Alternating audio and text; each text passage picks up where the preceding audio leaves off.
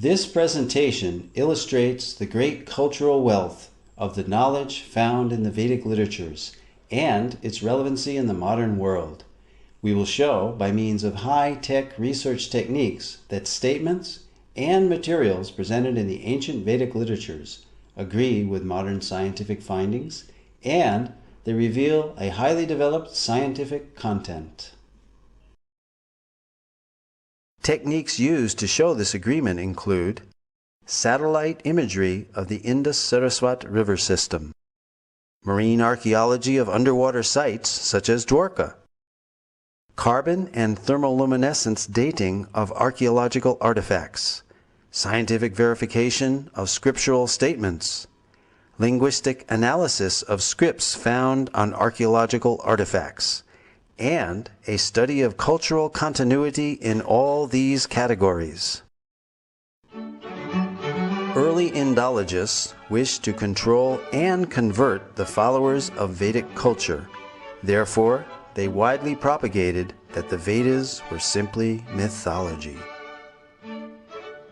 Max Mueller, perhaps the most well-known early Sanskritist and Indologist, although later in life he glorified the Vedas, initially wrote that the Vedas were worse than savage, and India must be conquered again by education.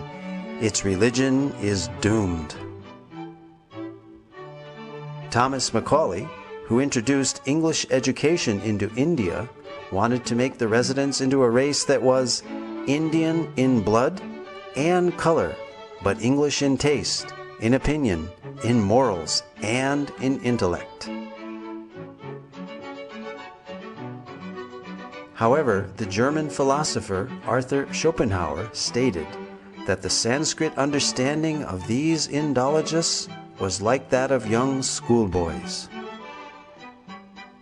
These early Indologists devised the Aryan invasion theory, denying India's Vedic past. They taught that the English educational system is superior. They intentionally misinterpreted Sanskrit texts to make the Vedas look primitive, and they systematically tried to make Indians ashamed of their own culture. Thus, the actions of these Indologists seems to indicate that they were motivated by a racial bias. Innumerable archaeological findings and their analysis have recently brought the Aryan invasion theory into serious question. This theory is still taught as fact in many educational systems, despite much contrary evidence. The Aryan invasion theory is that the Vedic Aryans entered India between 1500 and 1200 BCE. They conquered the native Dravidian culture by virtue of their superiority due to their horses and iron weapons. They imported the Vedic culture and its literatures. This Aryan invasion theory, however, deprives the inhabitants of India of their Vedic heritage. The wealth of their culture came from foreign soil. The Aryan invasion theory raises an interesting dilemma called Frawley's paradox. On the one hand, we have the vast Vedic literature without any archaeological finds associated with them. And on the other hand, we have 2,500 archaeological sites from the Indus-Saraswat civilization without any literature associated with them. A preponderance of contemporary evidence now seems to indicate that these are one and the same cultures. This certainly eliminates this paradox and makes perfect sense to an unbiased researcher. Facts which cast serious doubt on the Aryan invasion theory are: there is no evidence of an Aryan homeland outside of India mentioned anywhere in the Vedas. On the contrary, the Vedas speak of the mighty Saraswati River and other places indigenous to India. To date, no evidence for a foreign intrusion has been found, neither archaeological, linguistic, cultural, nor genetic. There are more than 2,500 archaeological sites, 2/3 of which are along the recently discovered dried-up Saraswati River bed. These sites show a cultural continuity with the Vedic literature from the early Harappan civilization up to the present-day India. Several independent studies of the drying up of the Saraswati riverbed all indicate the same time period of 1900 BCE. The significance of establishing this date for the drying up of the Saraswati River is that it pushes the date for the composition of the Rig Veda back to approximately 3000 BCE as enunciated by the Vedic literature itself. The late dating of the Vedic literatures by Indologists is based on speculated dates of 1500 BCE for the Aryan invasion and 1200 BCE for the Rig Veda, both now disproved by scientific evidence. Max Muller, the principal architect of the Aryan invasion theory, admitted the purely speculative nature of his Vedic chronology, and in his last work, published shortly before his death, The Six Systems of Indian Philosophy, he wrote, "Whatever may be the date of the Vedic hymns, whether 1500 or 15,000 BCE, they have their own unique place and stand by themselves in the literature of the world." It can be scientifically proven that the Vedic culture is indigenous through archaeology, the study of cultural continuity, by linguistic analysis, and genetic research. For example, the language and symbolism found on the Harappan seals are very Vedic. We find on these seals the Om symbol, the leaf of the Asvata or holy banyan tree, as well as the swastika or sign of auspiciousness, mentioned throughout the Vedas. Om is mentioned in the Mundaka and Katha Upanishads, as well as the Bhagavad Gita. The holy Ashvata tree is mentioned in the Aitareya and Satapatha Brahmanas, as well as the Taittiriya Samhita and Katyayana Smriti. The pictorial script of these Harappan seals has been deciphered as consistently Vedic and termed Proto-Brahmi, as a pre-Sanskrit script. This piece of pottery from the lowest level of Harappan excavations with pre-Harappan writing is deciphered as Ila Vartate Vara, referring to the sacred land bounded by the Saraswati River described in the Rig Veda. Additionally, other archaeological finds are culturally consistent, such as the dancing girl, whose bracelets are similar to those worn by women of northwest India today, and the 3 stone Shiva lingas found in Harappa by M.S. Vats in 1940. The worship of the Shiva linga is mentioned in the Mahanarayana Upanishad of the Yajur Veda and is still ardently practiced today. The Vedas were maligned by early Indologists because of their disagreement with their Eurocentric colonialist worldview, a view which produced and depended on the Aryan invasion theory. The fact that the Aryan invasion theory has been seriously challenged recently by scholars and Indologists adds credence to the Vedas as viable, accurate, and indigenous sources of information. Using modern scientific methods such as satellite imagery and dating techniques, it can be shown that the ancient statements of the Vedas are factual, not mythical as widely propagated. High-resolution satellite images have verified descriptions in the Rig Veda of the descent of the ancient Saraswati River from its source in the Himalayas to the Arabian Sea. Pure in her course from the mountains to the ocean, alone of streams, Saraswati hath listened.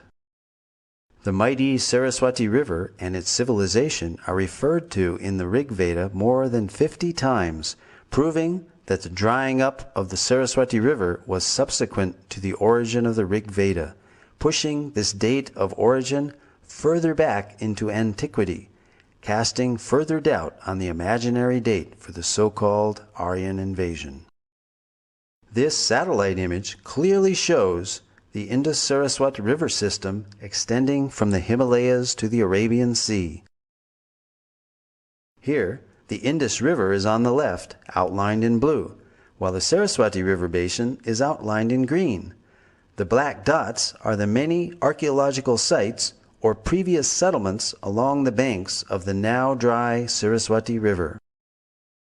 The drying up of the Saraswati River around 1900 BCE is confirmed archaeologically.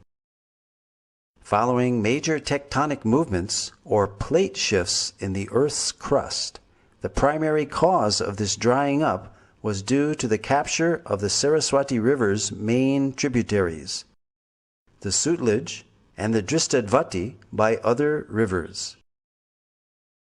Although early studies based on limited archaeological evidence produced contradictory conclusions, recent independent studies, such as that of archaeologist James Schaffer in 1993, showed no evidence of a foreign invasion in the Indus-Saraswati civilization, and that a cultural continuity could be traced back for millennia.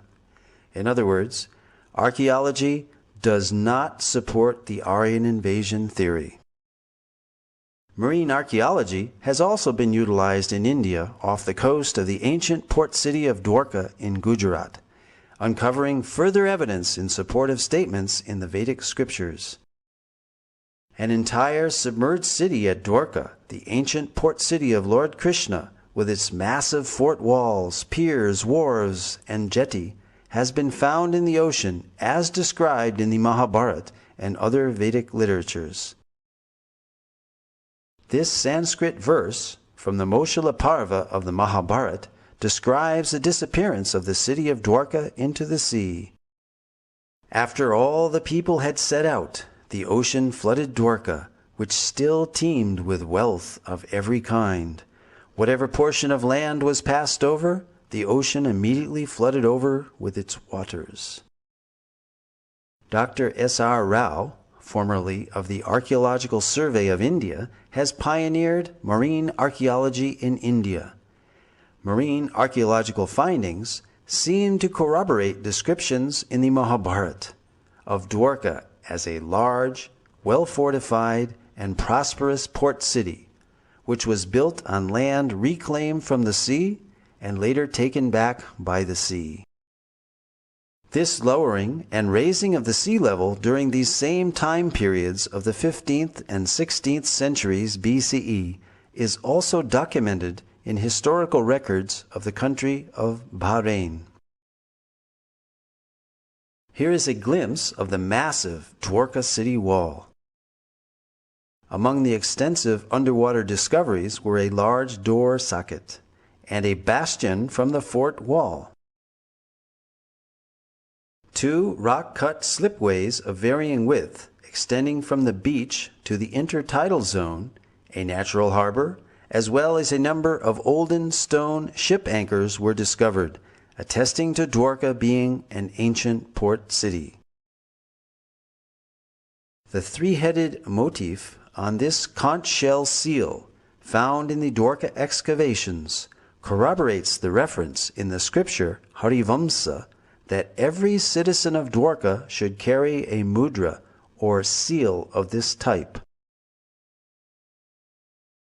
All these underwater excavations add further credibility to the validity of the historical statements found in the Vedic literatures. Apart from Dwarka, more than 35 sites in North India have yielded archaeological evidence and have been identified as ancient cities described in the Mahabharata.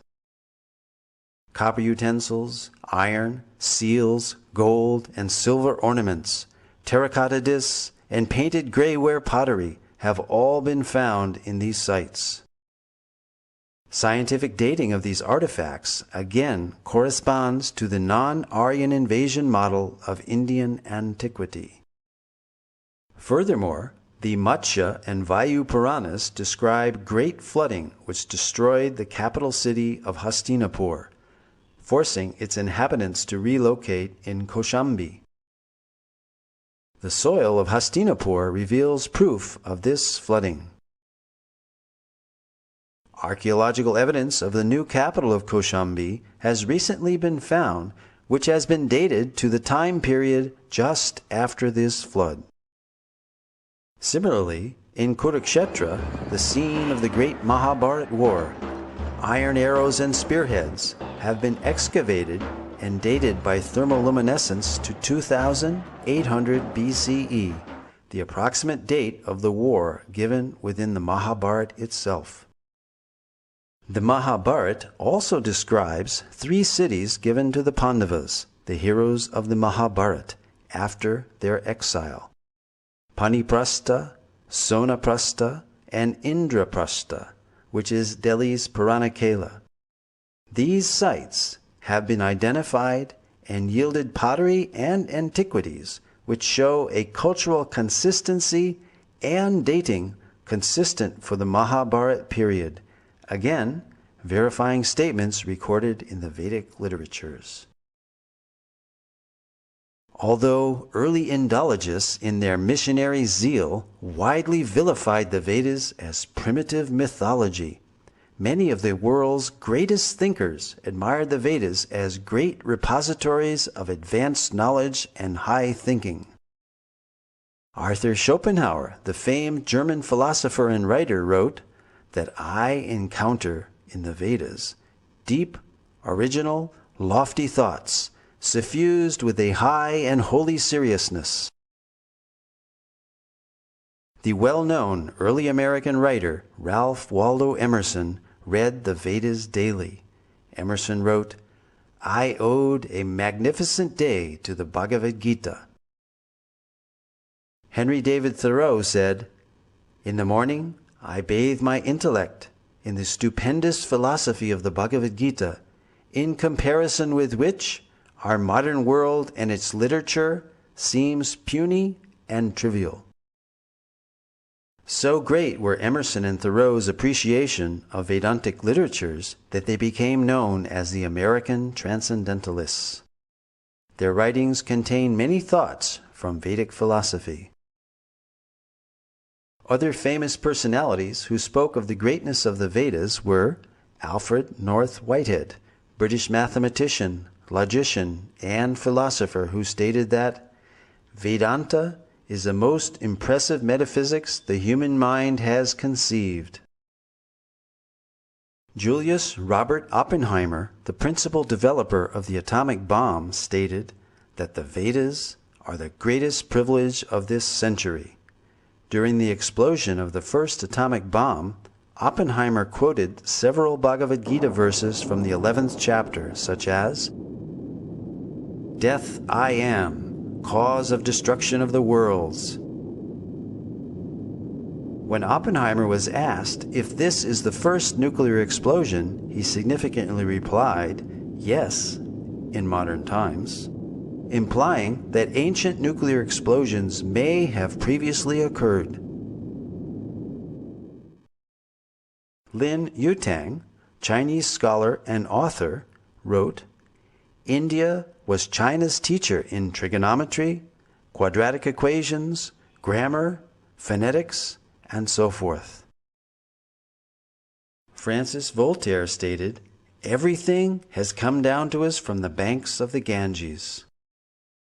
From these statements we see that many renowned intellectuals believed that the origin of scientific thought was the Vedas. The Vedic literatures contain descriptions of advanced scientific techniques, sometimes even more sophisticated than those used in our modern technological world.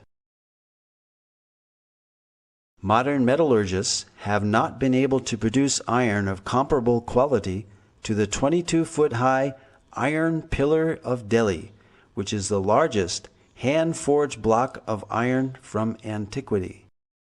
This pillar stands as mute testimony to the highly advanced scientific knowledge of metallurgy that was known in ancient India. Cast in approximately the 3rd century BCE, the 6.5-ton pillar over 2 millennia has resisted all rust and even a direct hit by the artillery of the invading army of Nadir Shah during his sacking of Delhi in 1737.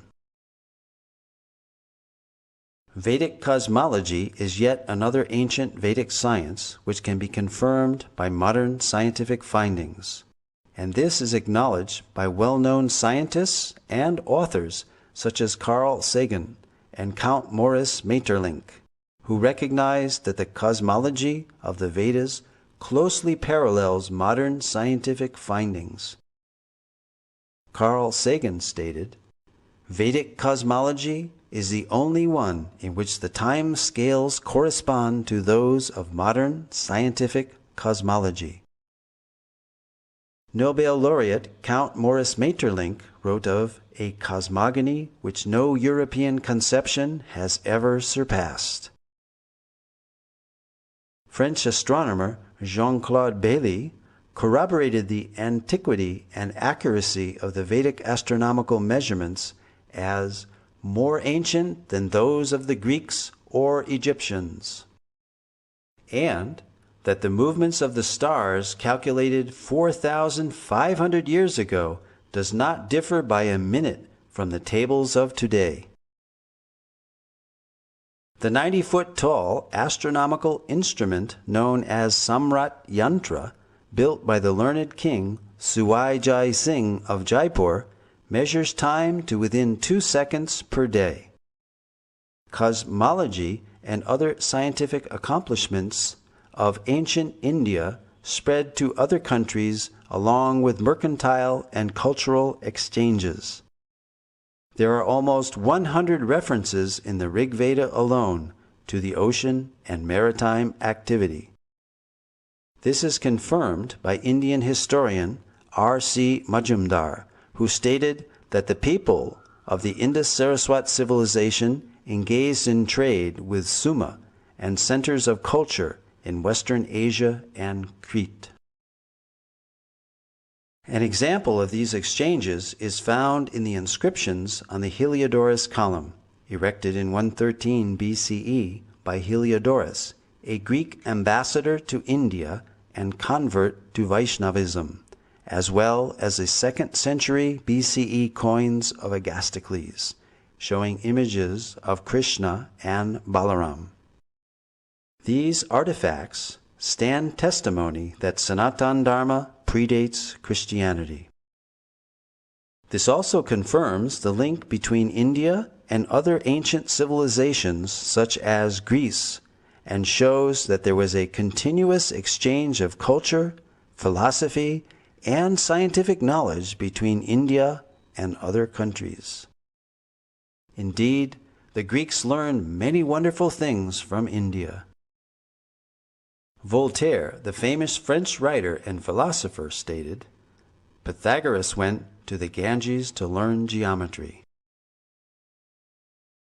Abraham Seidenberg, author of the authoritative History of Mathematics, credits the Sulba Sutras as inspiring all mathematics of the ancient world, from Babylonia to Egypt to Greece. As Voltaire and Seidenberg have stated, many highly significant mathematical concepts have come from the Vedic culture, such as the theorem bearing the name of the Greek mathematician Pythagoras is found in the Shatapatha Brahmana, as well as the Sulba Sutra, the Indian mathematical treatise written centuries before Pythagoras was born. The decimal system, based on powers of 10, where the remainder is carried over to the next column, first mentioned in the Taittiriya Samhita of the Black Yajurveda.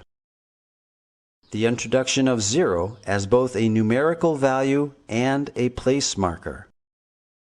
The concept of infinity. The binary number system, essential for computers, was used in Vedic verse meters. A hashing technique similar to that used by modern search algorithms such as Google's, was used in South Indian musicology. From the name of a raga, one can determine the notes of the raga from this Katapayadi system. The Vedas, however, are not as well known for presenting historical and scientific knowledge as they are for expounding subtle sciences such as the power of mantras. We all recognize the power of sound itself by its effects, which can be quite dramatic. Here, a high-pitched frequency shatters a drinking glass.